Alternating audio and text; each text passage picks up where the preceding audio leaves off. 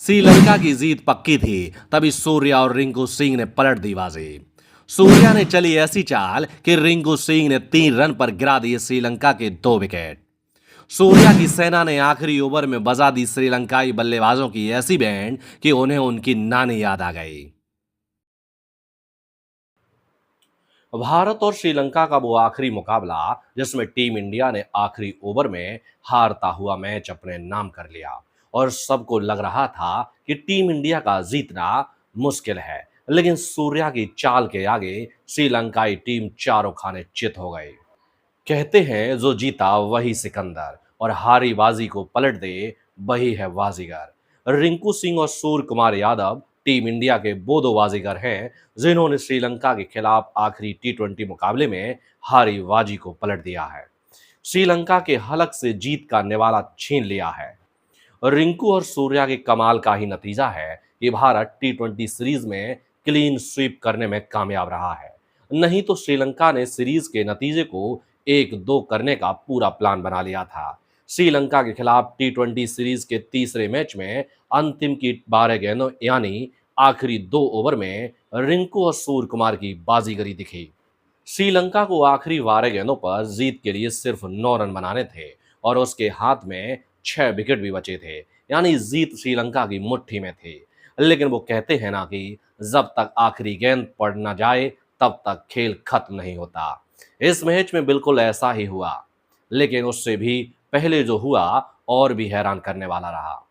जब श्रीलंका जीत के दरवाजे पर खड़ा था, भारत के नए टी20 कप्तान सूर्य कुमार यादव ने गेंद रिंकू सिंह को थमा दी और 19वां ओवर डालने को कहा। अब इसके पीछे गौतम गंभीर का प्लान कहें या फिर सूर्य कुमार यादव का दिमाग, उसका तो पता नहीं, लेकिन मैदान पर लिया गया कप्तान सूर्या का ये फैसला टीम इंडिया के लिए मास्टर स्ट्रोक साबित हुआ। कुशल परेरा जैसे मजे हुए श्रीलंकाई बल्लेबाज के सामने रिंकू सिंह ने दिलेरी से गेंद डाली। पहली गेंद पर कोई रन नहीं दिया और दूसरी गेंद पर 46 रन पर खेल रहे परेरा का विकेट चटका दिया।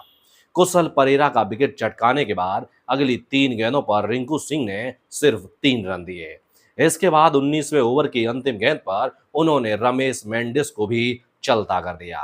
इस तरह 19वें ओवर में 3 रन देकर रिंकू सिंह ने श्रीलंका के 2 विकेट निकाल लिए।